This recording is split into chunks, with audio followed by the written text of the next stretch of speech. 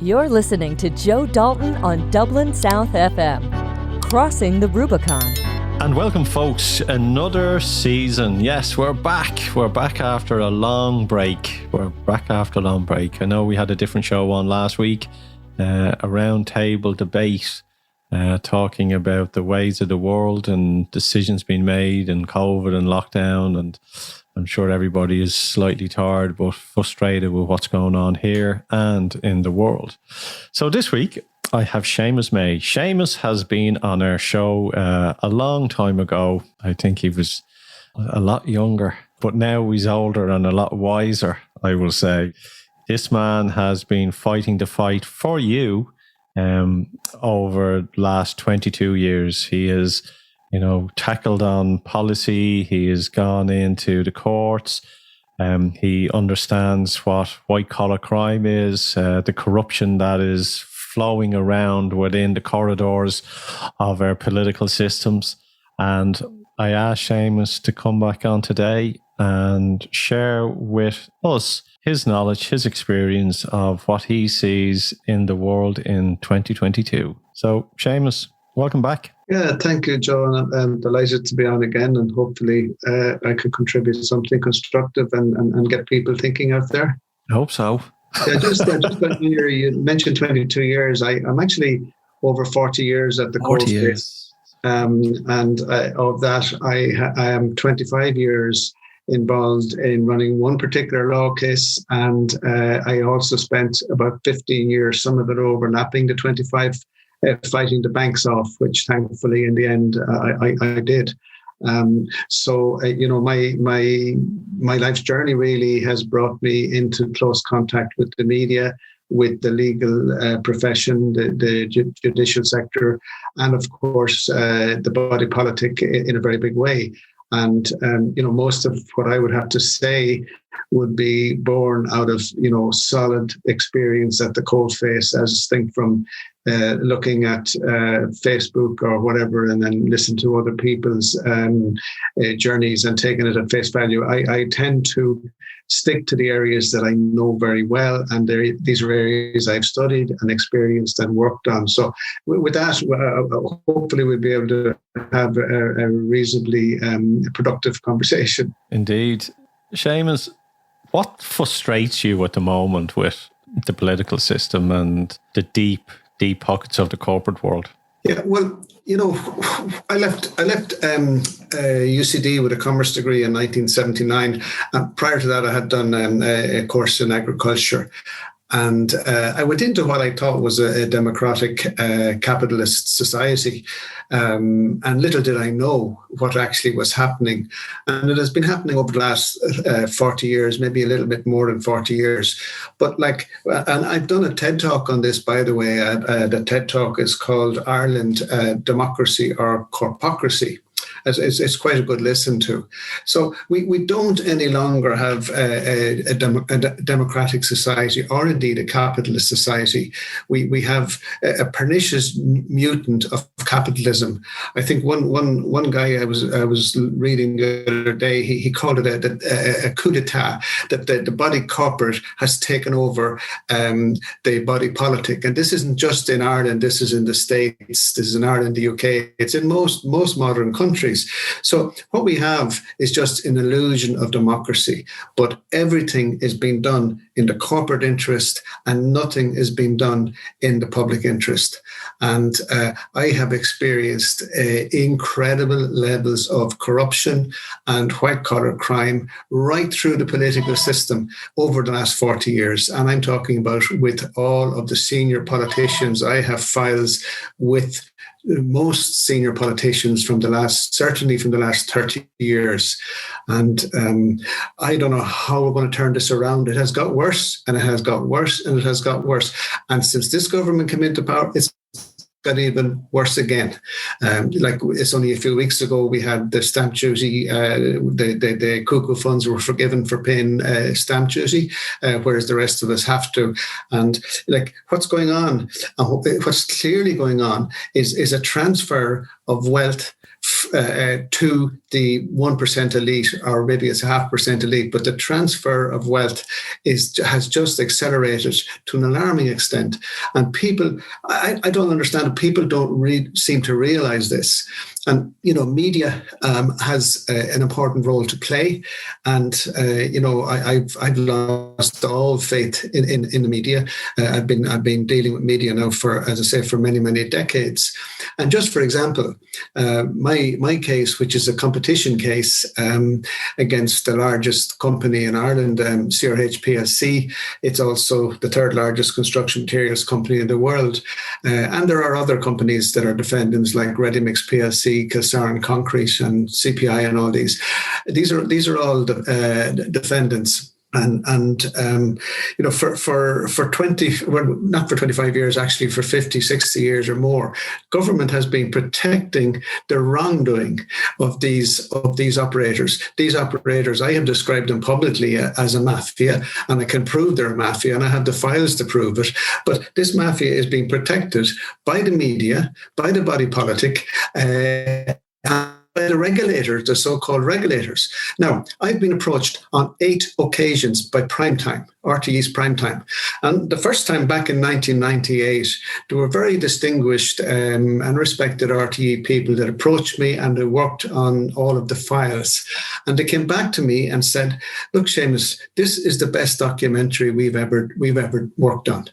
And they give me the reasons. They wrote it out on a piece of paper, and they wrote in a circle all the political parties. Then they wrote in another circle all of the banks. Then they put outside of all that another circle with CRH, the biggest company in Ireland. And in the dead centre, they put in the victim and said, we the small guy, the David and Goliath battle. And they were so enthused by doing this program. And the program or documentary was pulled at the very top. And this has happened with me on 8 different occasions. And there's another family, the Good Concrete family. They were approached separately to do a primetime program back, I think, in 2011. And the cameras came out. The whole set was set up in their place of work. And the director, producer, received a phone call, and all the cameras were reloaded back into the vans and all back to Montrose. So if we can't have a genuine media, and if we can't tell the people genuinely what's going on, that's the problem. That's the problem we have. People are being fed specific agendas by a corporate-controlled media, and that's why people like me, people that have fought the fight and really know the difference between right and wrong. That's why we can't and don't get the exposure. It's interesting what you said there, that speaking to people on the street, a lot of people, they might, as we know, in the world of 2022, there's policies being done and everyone is either agreeing or disagreeing with policy. But there is one thing that I have asked and I have noticed, for even though people agree with the policies, everyone agrees that this is the weakest government that we've ever had, that this is people in Ireland, Fianna Fáil, Fine Gael, the government that's in at the moment, people feel that they want rid of them. No matter what their policies do, if whatever it be, people have seen beyond that. And also people need to realise that this country went bust in 2008. And what's going on from 2008 to now is a scramble, because it's not even this country, Europe, the world went bust in 2008. And as you say that it's corporation, if you go on to Brad Street and look at the information there, everyone's a corporation. Like Fianna Fáil, Fine Gael, they're all registered corporations. The governments are registered corporations. The police force is a registered corporation. It's all corporation. And all this is corporations dealing with corporations. And a corporation will go and try and make as much profit or do as much skullduggery as they want, because it's not people, it's corporation to corporation. And the system that is in place, in my mind, in my opinion, it also is there to protect them. So they can get away with, you could call it pirates, get away with what they want, because the system there is to protect them. Would I be wrong? Or am I right there, Seamus? That is absolutely the case. I mean, the sooner people realize, I've often said, about a corporation, you've never been out for a drink with a corporation. You've never been at a wedding where the corporation's son was getting married. Corporations are just creations, and there's no ethics, there's no morals. These worldwide corporations are, many of them, most of them are criminal in nature. The companies that I'm suing in Ireland have been involved in wholesale criminal breaches of competition law and company law, but they are protected.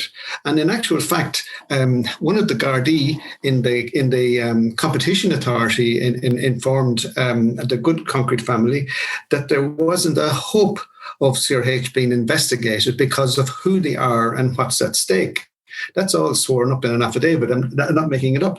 And it's the same worldwide. So our taxpayers are funding, say, institutions like the Competition Authority, they call it the Competition and Consumer Protection Commission nowadays.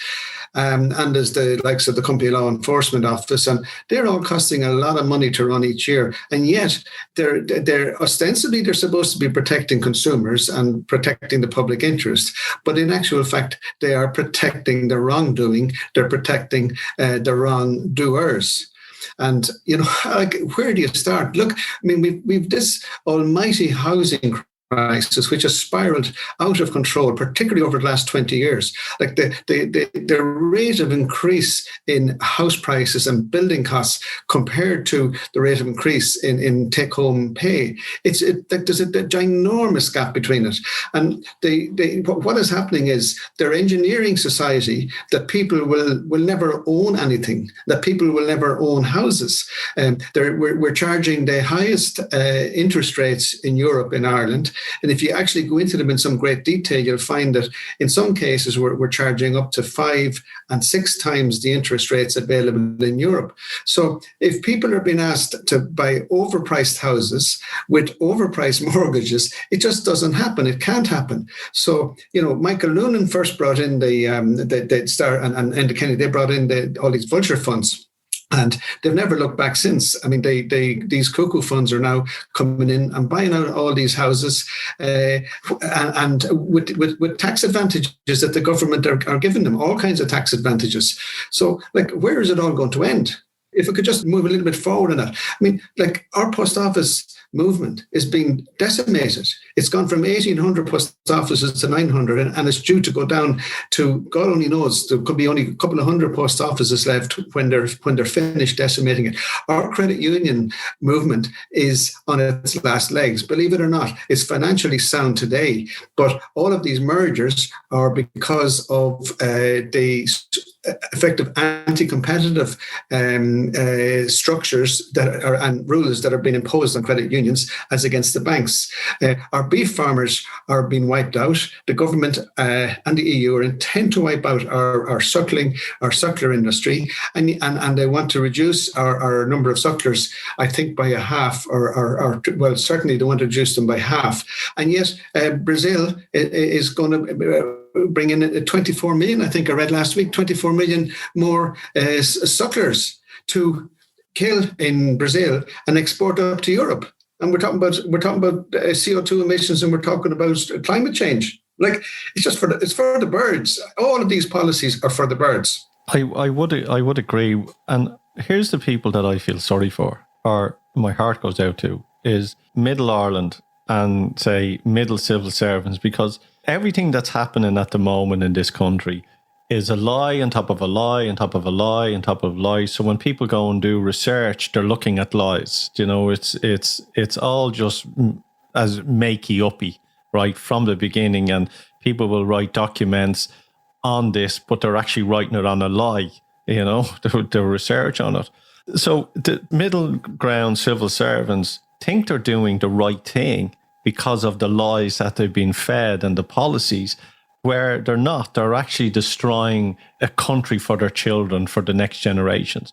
And my heart goes out to the Garda as well, because the Garda, who took a note that was swore to the office, are suddenly, for some reason, are policy officers.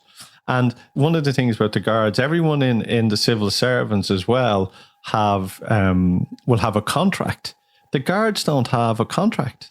They are, if you really got down into, they're individual agents working for themselves, because they're the only ones in the civil servants that don't have a contract. They swore the oath, but that's it. And all this stuff is going on. And then there's people up at the very top that know what's going on, and everybody else is just don't. But the question is, why? Why are we in Middle Ireland falling for it? Why are we in Middle Ireland allowing it to happen? Like that's the thing that I can't get ahead. Have we just been placid? Yeah, but the whole thing has been quite cleverly orchestrated.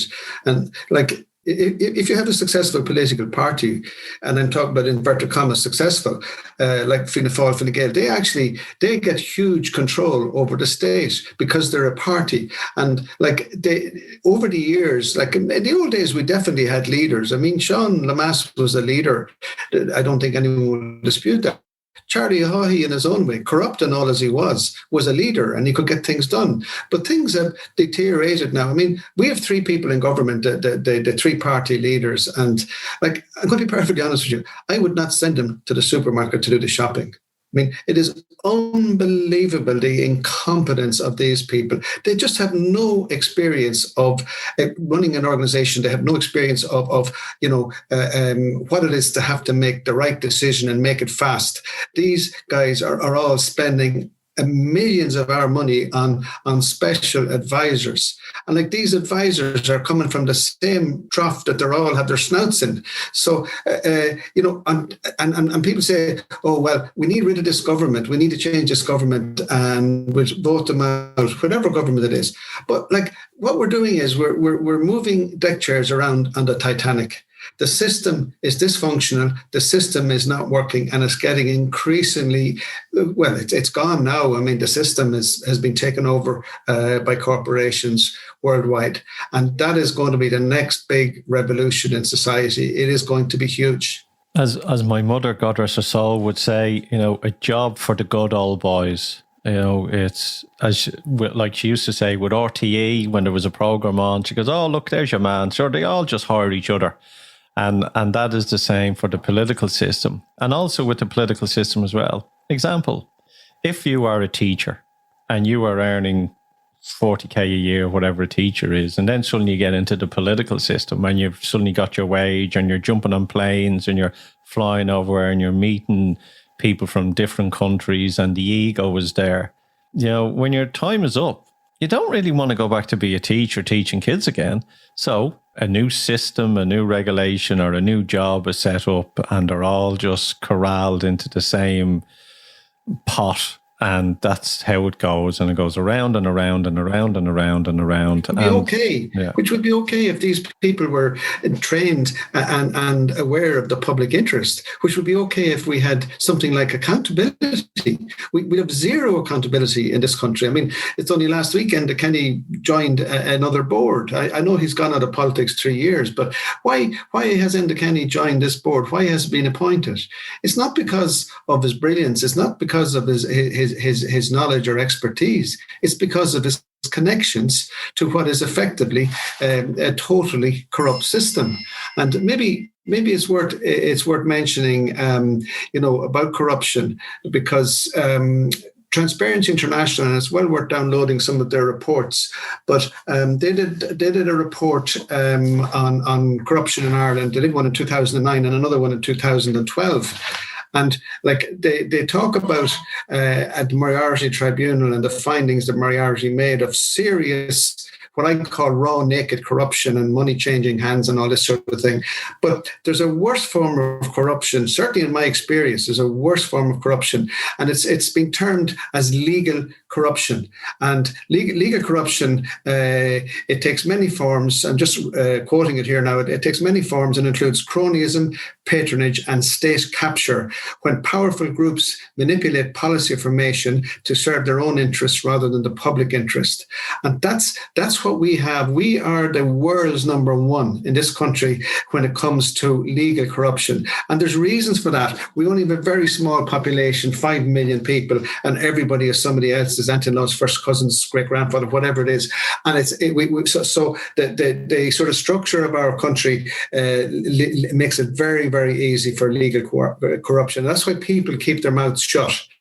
And that's why journalists keep their mouths shut, because the corporately controlled, and there are exceptions. There's exceptions in the political world. There's exceptions in the world of journalists. There's exceptions everywhere. But I'm talking about by and large. And when you have a corporate controlled media, how can you possibly get like journalists have wives, they are husbands, they have families, they have mortgages, they have costs of sending kids to school, etc. So what are they going to do? By and large, they're going to toe the line. So but it's also, if you want to go back to Charlie Haughey, he was corrupt, but he was a leader. But it was also back then that, we vote such and such, as a TD for the region, and he would come in and he would do great work, like Tony Gregory in Dublin.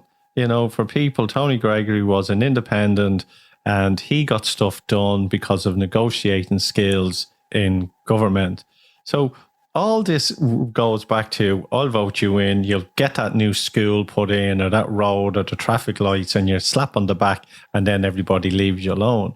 So the political system has turned into a corporation. Let's be honest about that. It's no longer political, it's corporation. And it's corporations dealing with corporations. So as I said to someone the other day, they said, what would you do? My own opinion, and I'm saying it's my opinion, is that this political system for the size of this country is broken, completely broken. And no one is going to be able to sit around that table because of the way the system works. The only way I think that it would happen is if someone sat on the table and broke the table in half, really and truly. But everyone is going, okay, great. And there's no point running into a building and burning a building down and then going, okay, what do we do next? I don't know. We just burn down the building. I think people of this country need to know what is the alternative before they go in and start slamming doors and saying, what is it? So, what is the alternative? Okay. People want to know what the alternative is. There's no alternative at the moment. It is unless and until we can bring about some change. Now, in a paper that I've been working on for some time, I talk about a number of different things that we could do. And here's one example. I believe that the Senate should be a political party-free zone. Why do we have Fianna Fáil, Fine Gael, Labour, Sinn Féin, all of the parties?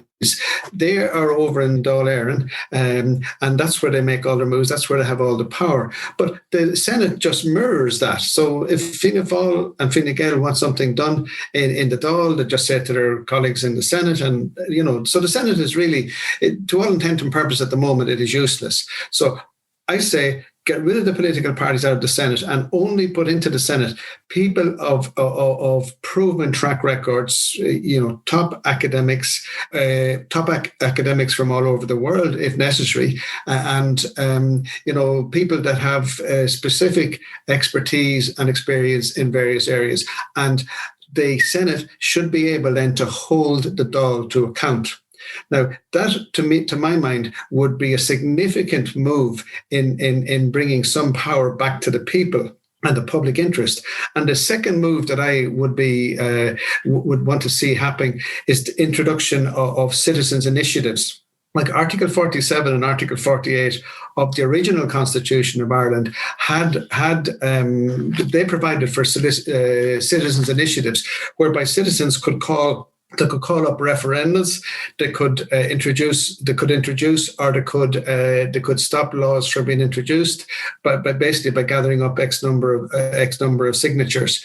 And direct democracy does work. This is basically called direct democracy. So if we could reintroduce Article 47 and Article 48, and also get the political parties out of the Senate. There's two things that would work. Like I could sit here and say, well, look, the next government has to break up the four biggest accountancy firms. Not going to happen. It's not going to happen in America. It's not going to happen here. So we have to do a little bit, and we have to start off with little bits. And I believe that these suggestions could happen. We could just about make them happen. It's going to be very difficult because this rotten political structure has seized total control over everything, from media to everything we do. So nothing is going to be changed easy. And like in my humble opinion, and it mightn't be in my time or your time, I don't know whose time it'll be in, but this system is the worst system the world has ever had, and it is going to change. It's collapsing. It is collapsing around us. Yeah, this system has run off the track. And we'll get into that in a second. And just with what you're saying there as well, it's like all this, the Senate as well. But the other thing which I think people need to realise this as well, you have like the Citizens' Assembly. And the Citizens' Assembly is, for us, the citizens.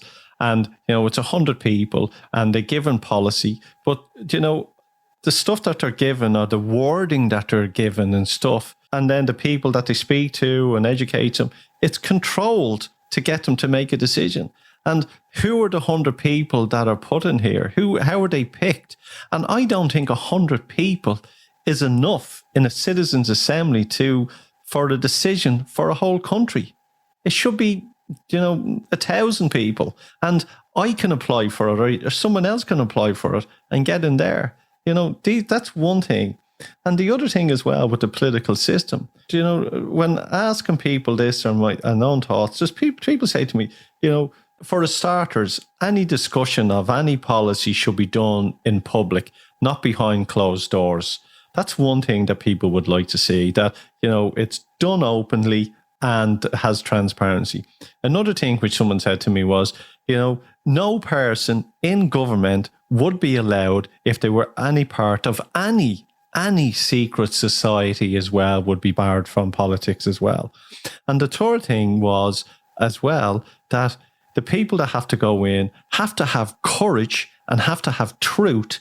And after, when they're making decisions, it's not in it for what's in it for me, myself and I, but what's in it for the greater good and what is the long-term consequences of this decision.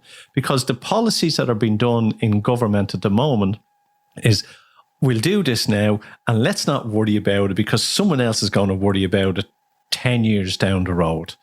It's kicking the can down.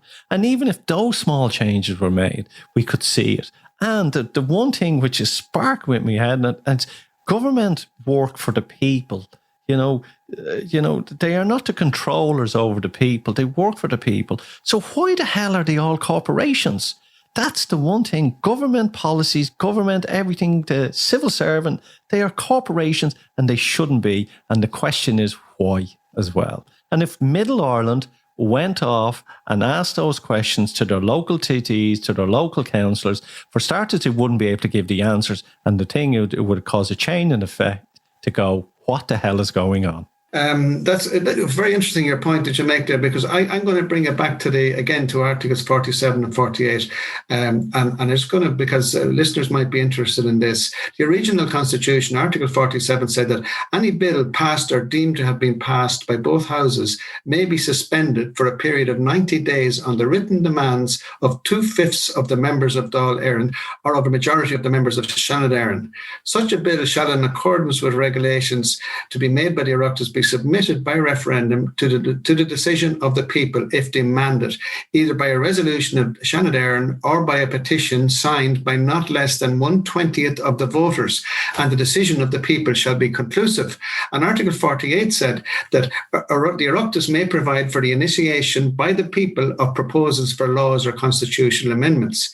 Now, Eamon de Valera had this to say, because you see, the original government didn't enact 47 and 48. They didn't work on it. And Eamon de Valera said, one of the reasons why I am anxious for it is one of the reasons put forward here when it was accepted by the Provisional Parliament.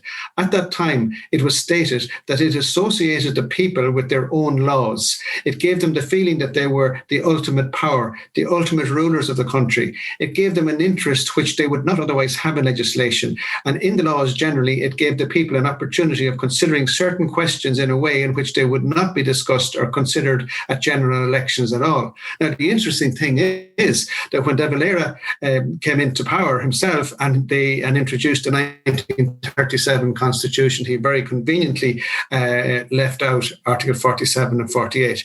So this was all about power. And as we know, power corrupts, absolute power corrupts absolutely. So we have to find a fundamental way of changing this. And another thing, and I'm very involved in litigation and have been, unfortunately, for most of my life, but they talk about the separation of powers. Like, how could there possibly be a separation of powers when the Oireachtas is appointing the judges? So Fianna Fáil are appointing Fianna Fáil judges, Fine Gael are appointing Fine Gael judges, and Labour have had their Labour judges as well. I mean, where is the separation of powers? There isn't. And that is essentially why I'm in court for 25 years. Can you imagine? Been taking a court case that's gone on for 25 years and is costing the earth. And people like me, ordinary individuals, or small and medium enterprises, we simply have no access to justice in this country. And that's a big problem, because ultimately, if you think you're right and that they're wrong, whoever they may be, you are entitled to go to court.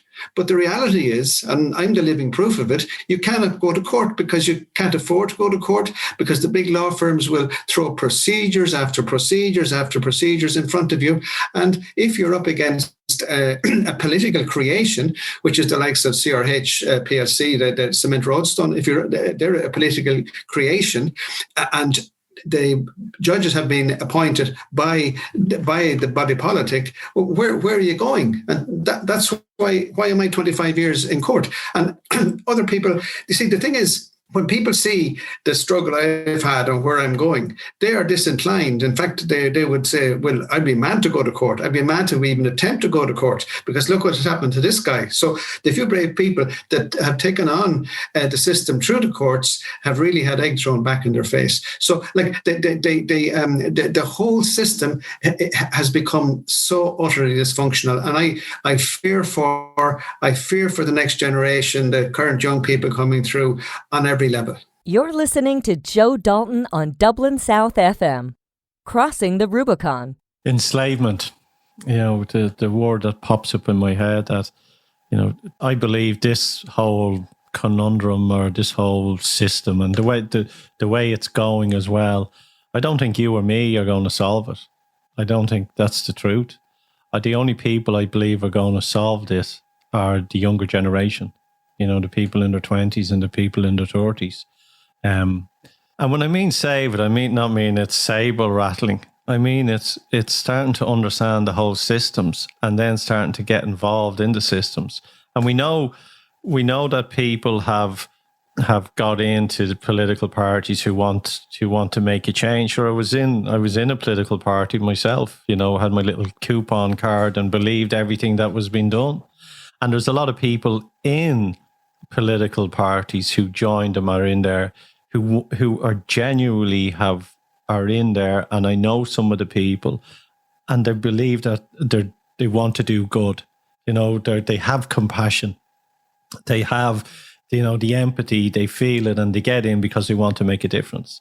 But when they get in, and unfortunately they don't see it, is that the system is like a big monster.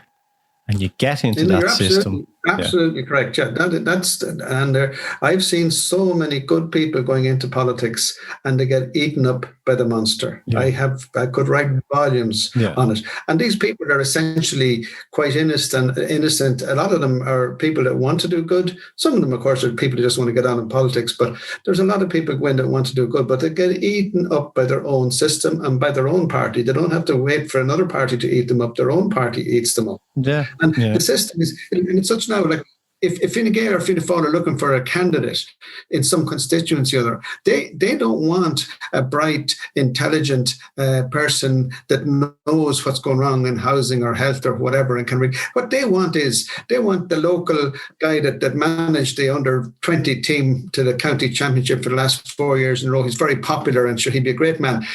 He would, of course, be a great man for the party because he's a yes man before he starts. And the party put him into position. Whereas a real true, say, independent, without any resources whatsoever, has little chance of defeating this new Fine Gael, Fianna Fáil, or whatever party it is, candidates. So the system is just self-perpetuating, and it gets worse and worse. Well, it's funny. I was reading a book the other day from a guy called Dr. Joe Dispenza, and in the book, he said in 2017 when he wrote the book, and my own instinct said it at the beginning of 2020, and then reading what he was saying, going, okay, I must be right that it's, the political system is crashing, the medical system, the financial system, all these systems are crashing. And COVID has just brought this on, and lockdown has brought it on, and but we knew it was happening since 2008. And the more I looked into it, like I asked everyone, pull out a euro note out of their pocket and look to see does it even say the word legal tender? Our old money would have legal tender, and it's just paper. That's all it is.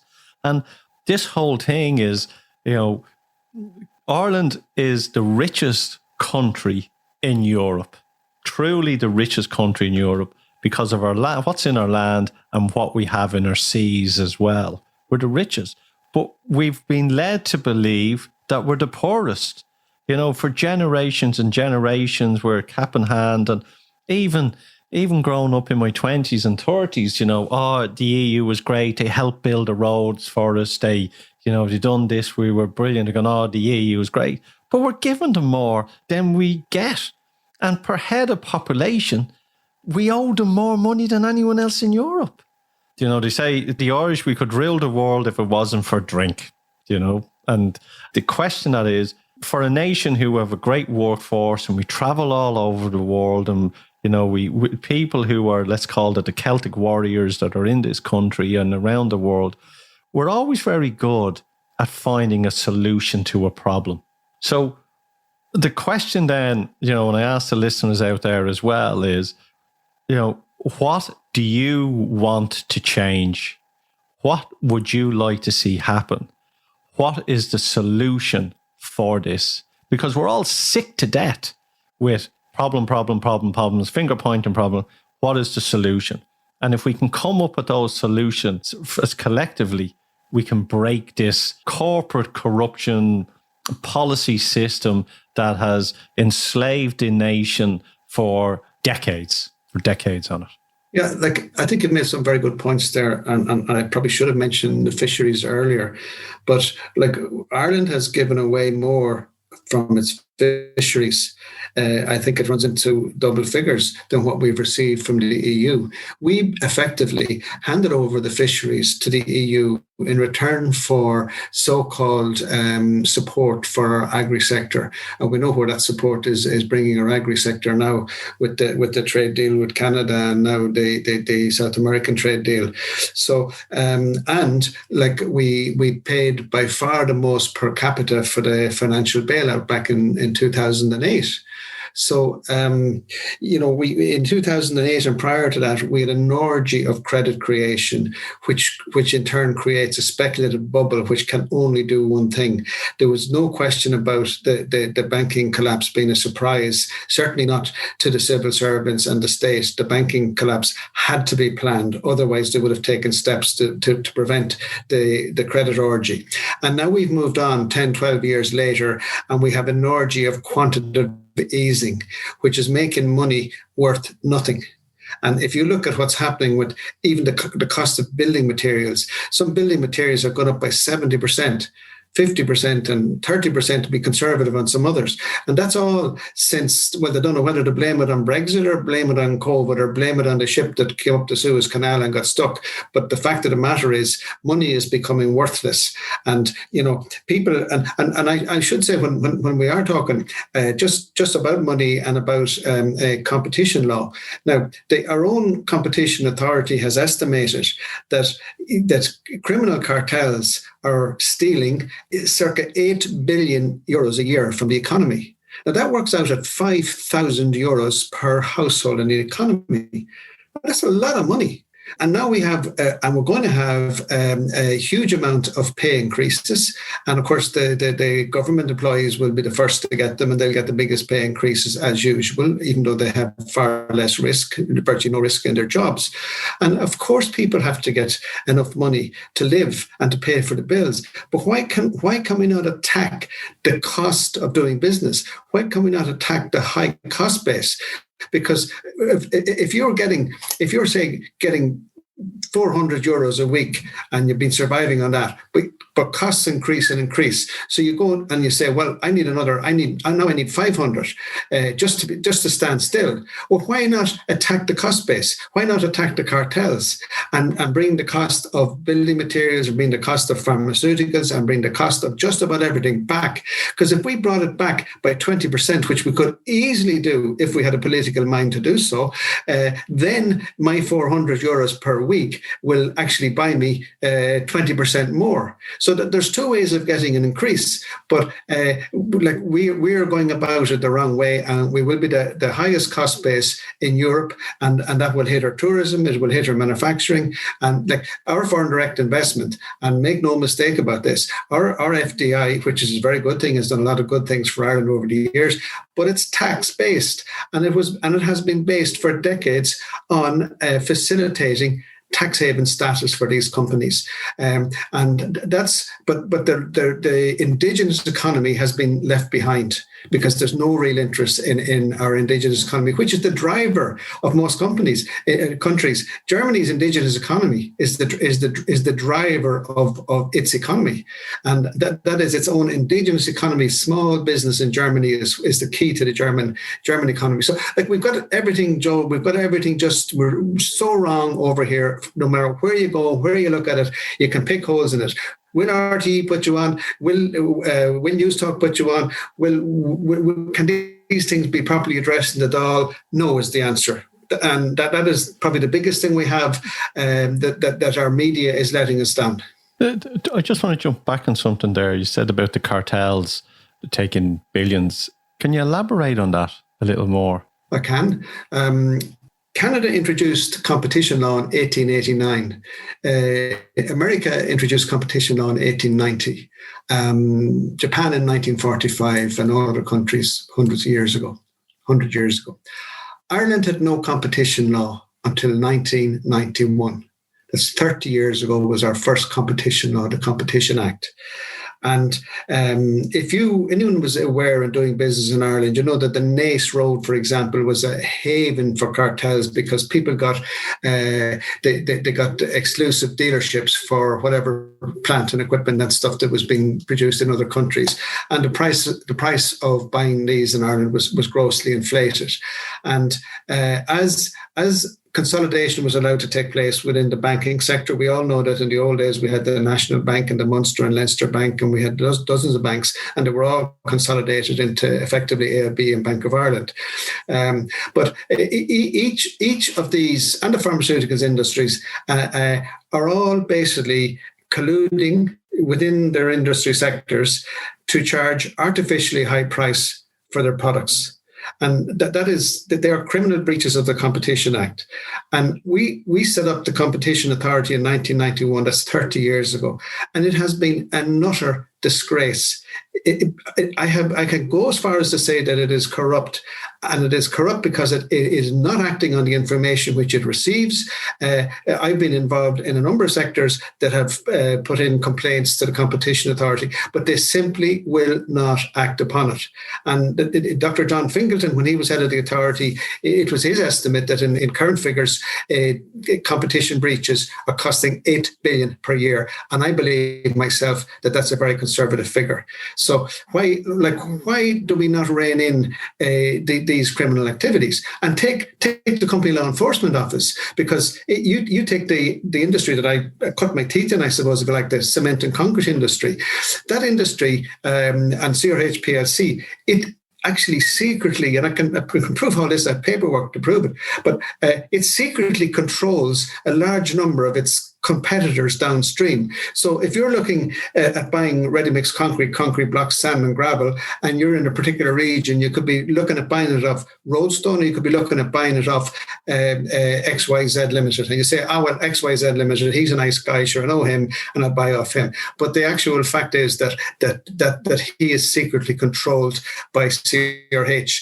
And we have raised this time and time again in court, and we have raised it with the Competition Authority and with the Company Law Enforcement Office, and they simply will not do their jobs. And the head of the Competition Authority, Isolde Goggin, in 2016 went over to Europe, and I just haven't her exact words, but she said that Ireland had a terrific record in tackling cartels, which is utterly untrue. And that's, it's when you start to understand all this as well, and you see articles being pumped out in the papers, okay, why are they publishing this now? Why are they saying this? And why is this person from somewhere saying something? And I believe it's to throw people off the scent. I learned something a long time ago about fluoride in the water, and there was a big campaign about getting rid of fluoride in the water. And the government came out with saying, well, we've just spent 3 million on it. And everyone went, oh, okay. Accept it. Oh, we might as well use it. Instead of going, okay, so what? Throw it out.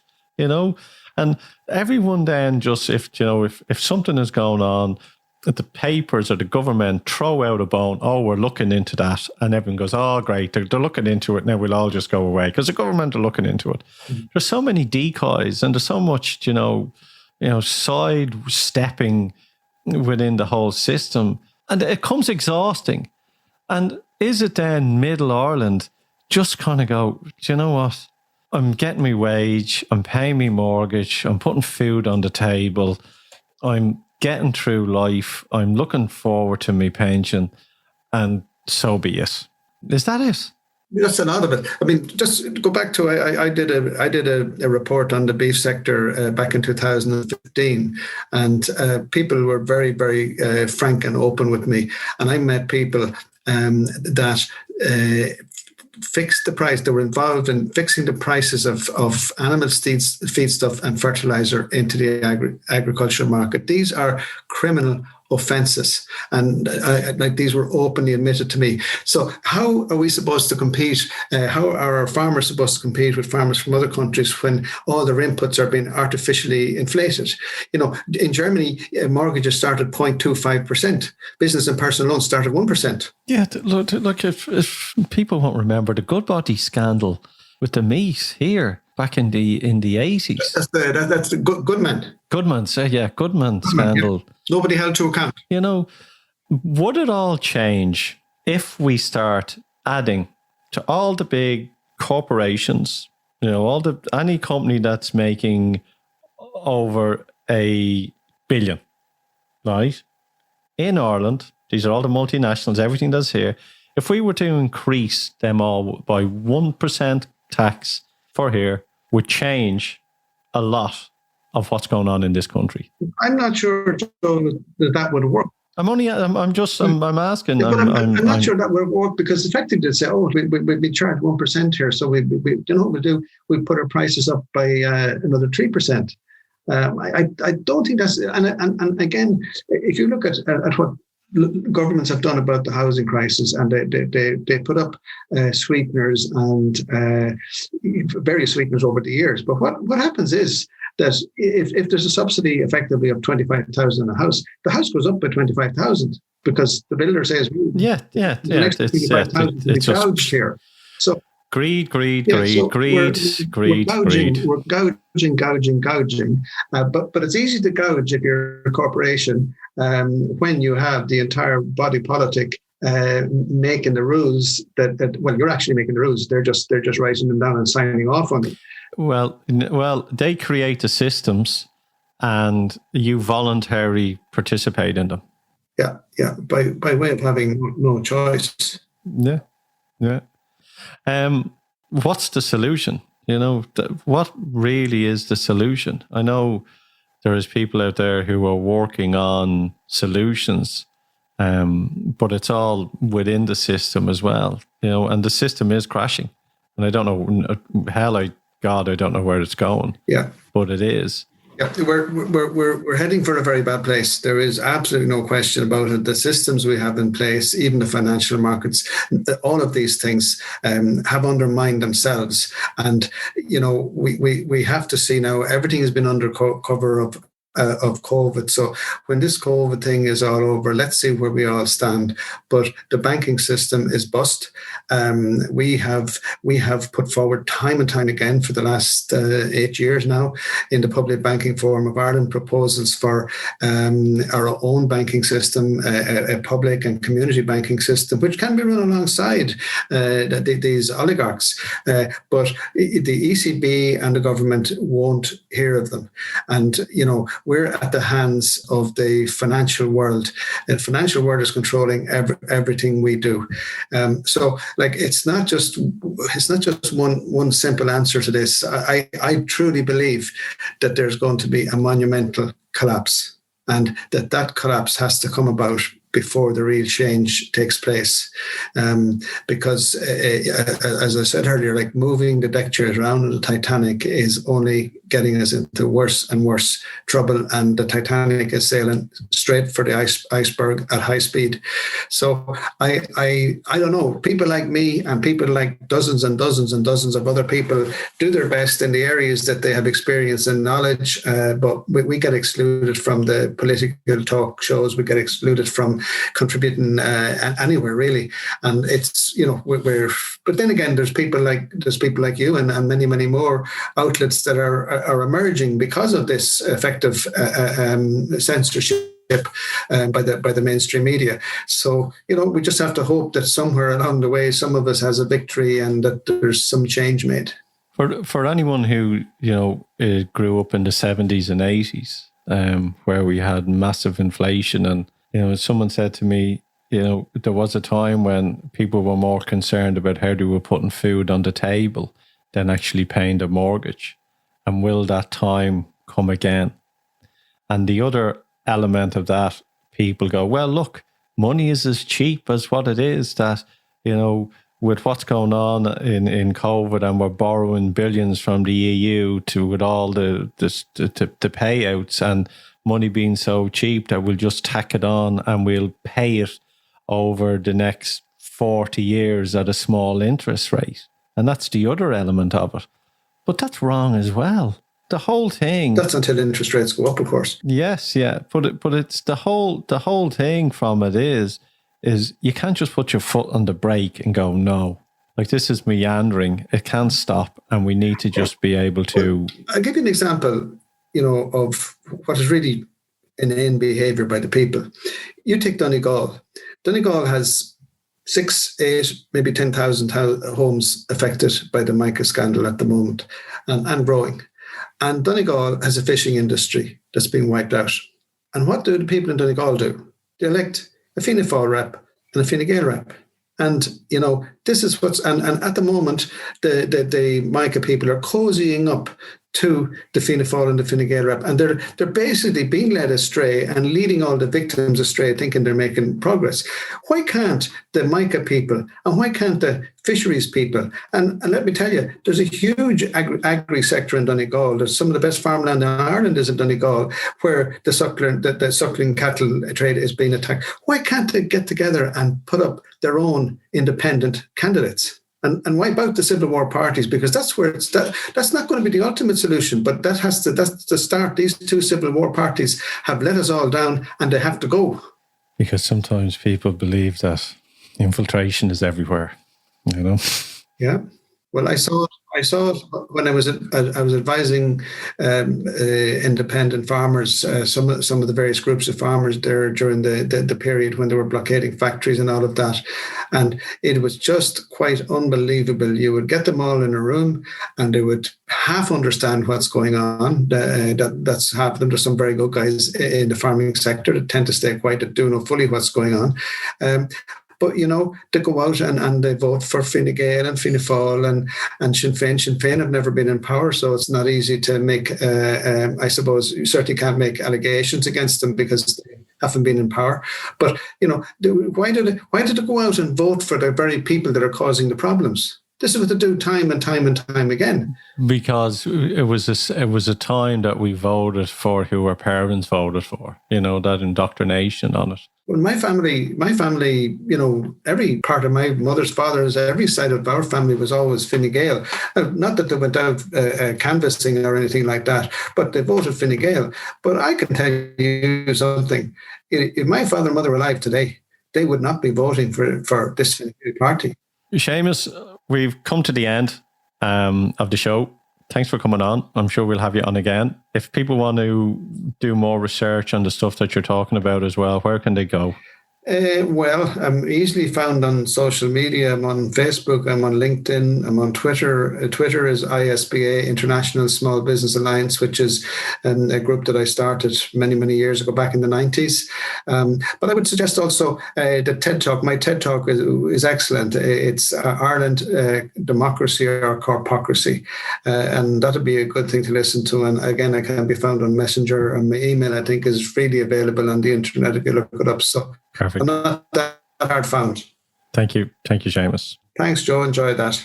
Well, folks, look, that's another week. We're kicking off. We're going to have someone else coming on now next week and asking questions that I hope what we're trying to do is to get you to ask a lot of questions. And the one that I'm going to ask you and leave you with this week is why? Why is this happening? And what can I, as in you, do about it? Because it's only you that will make those changes. Individual, you and your family unit. So keep asking yourself, why? What questions do I need to ask? Who do I need to ask? And how can I change it? Until next week, take care and God bless. And remember, here at Dublin South FM, we're interviewing plenty of people around the world, conscious leaders, and that's why we have the Conscious Business Podcast, which is part of the Conscious Business Academy, offering purpose, profit and prosperity in your life through soulful selling, mindful marketing, conscious leadership and creative culture. If you want to reach out to me, it's joedalton.ie. You have an awesome week and take care and look after yourself.